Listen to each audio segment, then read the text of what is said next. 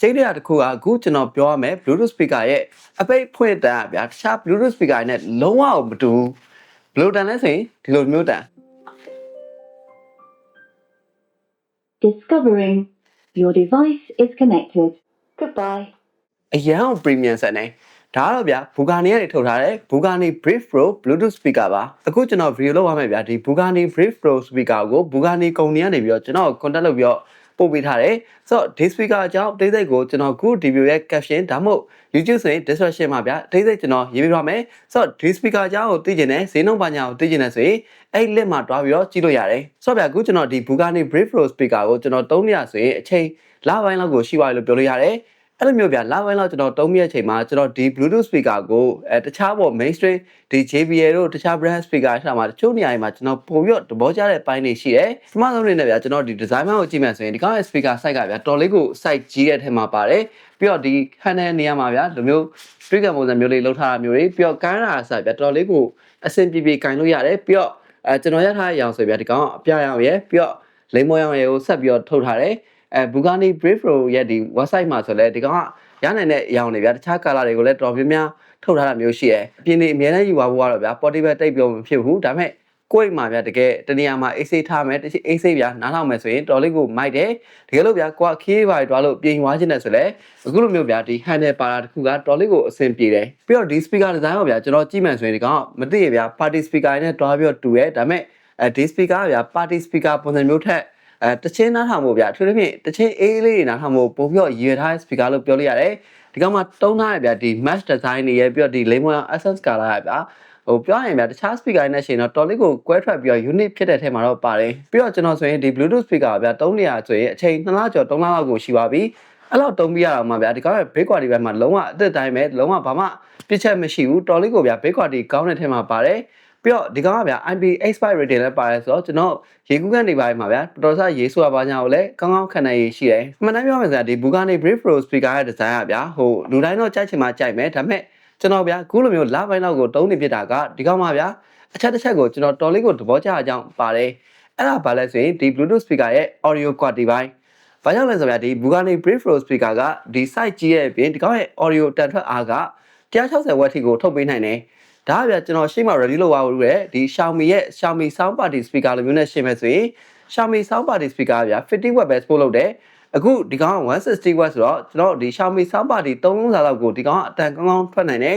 ဒီကောင်အတန်ထွက်ကဗျာအရင်ကအတန်ကျဲပြီးတော့တကယ် full sounding ဖြစ်တယ်ပြီးတော့ဒီနေရာမှာကျွန်တော်အဓိကထားပြီးပြောချင်တာဗျာကျွန်တော်ဒီ JBL လိုမျိုး party speaker တွေဗျာဒီ outdoor speaker အများစုက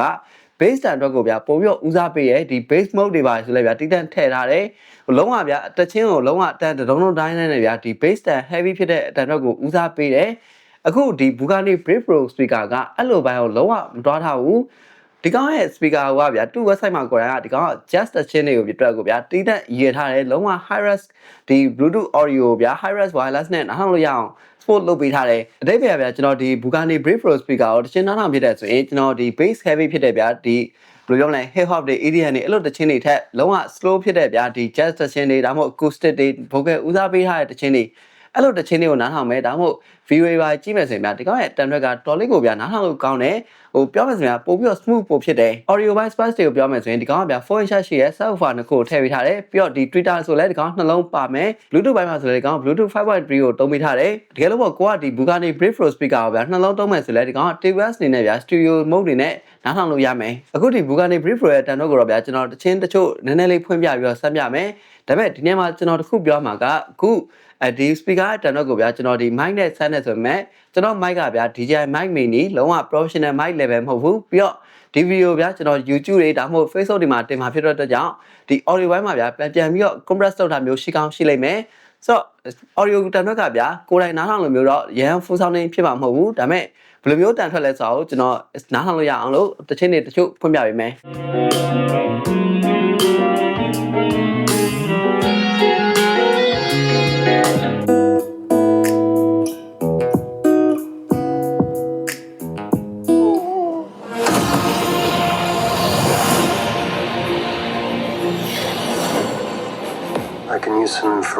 နောက်ဆုံးအနေနဲ့ဆိုရင်ဒီ Bugani Brave Pro က160 watt ကိုဗျာဒီအတန်ထွက်ကိုထုတ်ပေးနိုင်တယ်ဆိုတော့ဒီကောင်ချိန်လုံးသုံးမယ်ဆိုရင် battery block ခံလဲဆိုတာကမေးစရာဖြစ်လာတယ် Bugatti ဘက်ကပြောတဲ့အတိုင်းဆိုရင်ဒီကောင်အတန်ထွက်ကိုဗျာ 50% နဲ့ပဲနားထောင်မယ်ဆိုရင်7-9လောက်ကိုဗျာနားထောင်လို့ရမယ်လို့ပြောထားတယ်ကျွန်တော်နားထောင်ပြတဲ့အတန် volume ကလည်းဗျာဒီ40နဲ့ 50% ဝန်းကျင်မှာပဲရှိရဲအဲ့လောက်တော့ဗျာမှန်တိုင်းပြောမယ်ဆိုရင်ကျွန်တော်ဒီအိမ်တစ်ခန်းလုံးဗျာတော်တော်လေးကိုကျယ်နေပြီဆိုတော့ပြောလို့ရတယ်